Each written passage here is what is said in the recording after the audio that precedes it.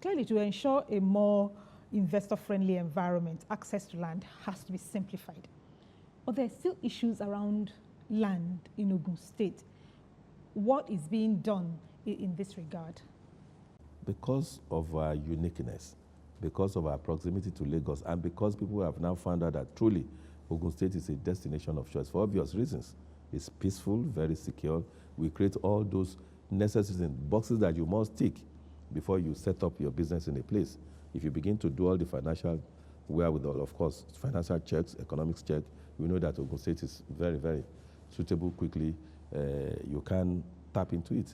And that is why, just like I said, that people are now coming into it. But one key area, it is access to even the land where Ogun State. In some states, in 1 year, the request they will have, in 1 year, maybe even some under 100, maybe some, maybe 100 and something.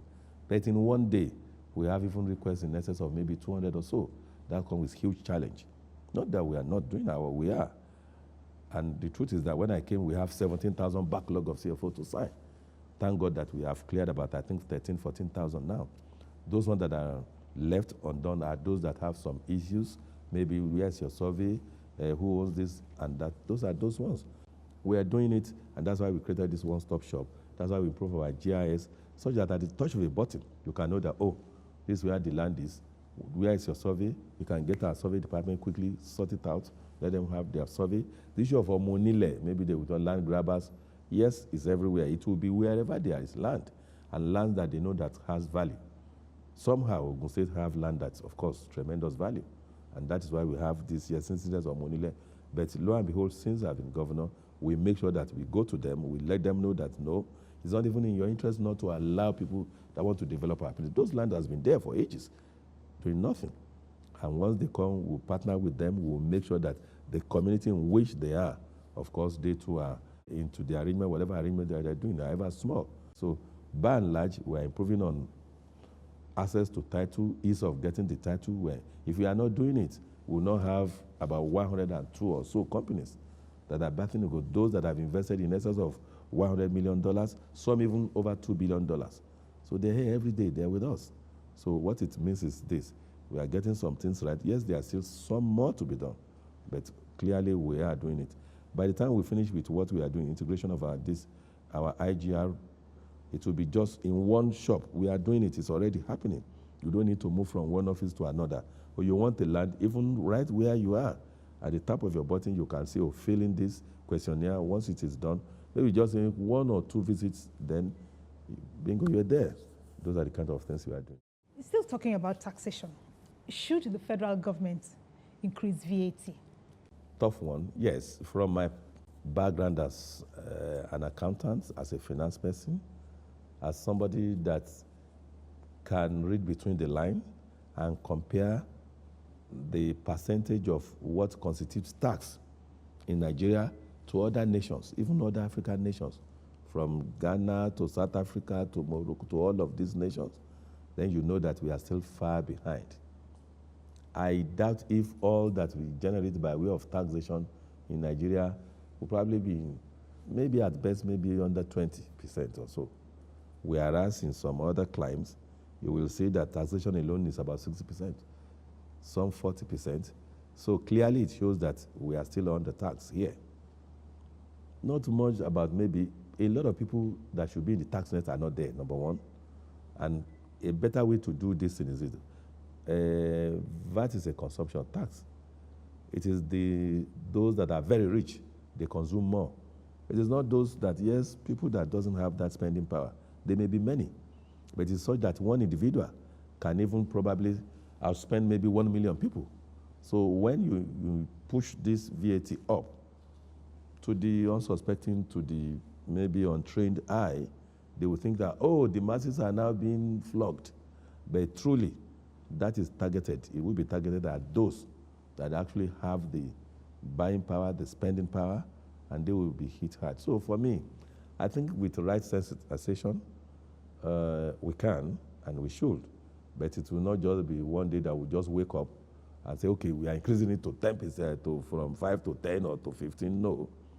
We let people see reasons. This is what we are doing. Now we are creating employment for people. People will now be working. Once you work more, even to buy the thing, you will benefit because people will pay VAT on it. So I think by the time all these, our factories, our industries, by the time they are back to life, there even be compelling reason now for people to know that it's even in their interest to now even collect, maybe raise that VAT. And what would be a fair percentage of the VAT for states to keep? That's a different question for state to keep. Ooh, I would want to say that minimum, maybe 50% for the state. It's deliberation. Because if I run around, put my things in place, companies are here, they are contributing to the federal government, I think 50% is not asking for too much. And let's say maybe every other buttons share the remaining 50. But in a scenario where I collect maybe about 20, 30%, and I'm being given less than 3%, I think it's a system that is not fair. It's a system that is not just. So maybe that will probably lead me to what I call fiscal federalism. So that, but not in the context of people that say, oh, they want us to do this. Yes, if there are issues, I think we are better off as a country, as a nation, Nigeria. But if there are issues that, yes, we need to fine tune, why not? Some of that is what I've just mentioned now. A scenario where I have the largest number, the highest number of companies, the this, the that in my state, and I'm generating so much to the federal post by way of tax, by way of withholding tax, by way of VAT, and I'm not being appropriately being given a commensurate allocation, then something's wrong with that system.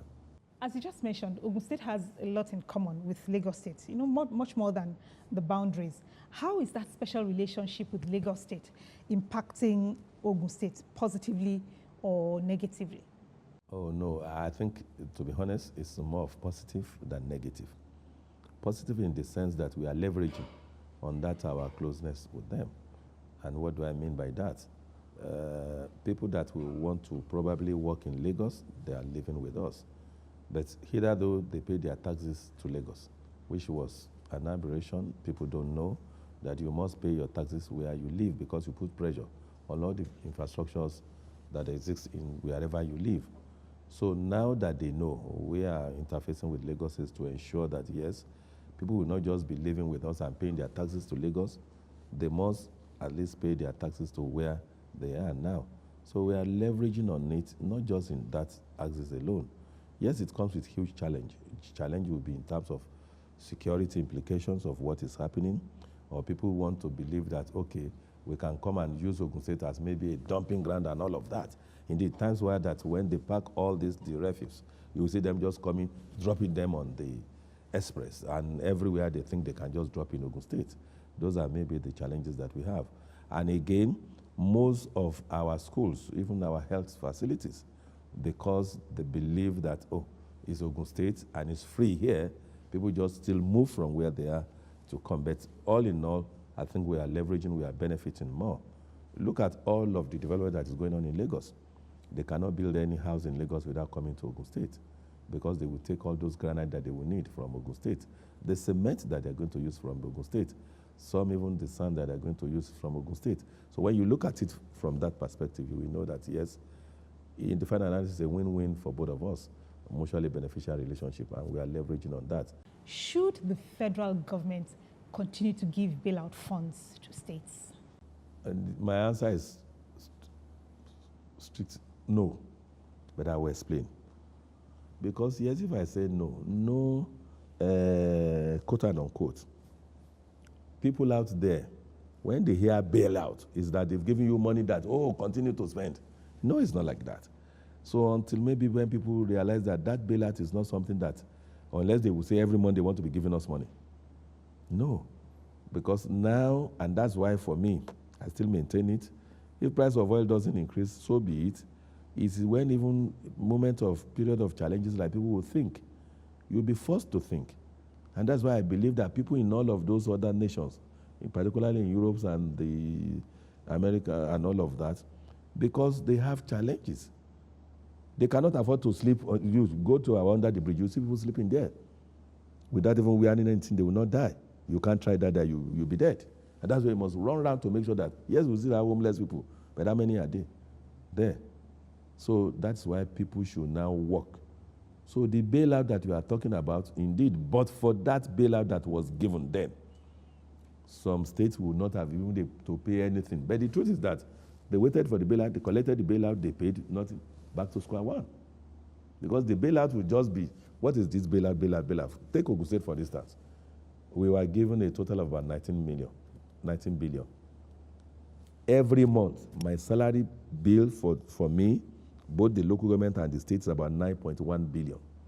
So which means clearly they've given me about maybe 2 months' salary. So what will 2 months' salary do?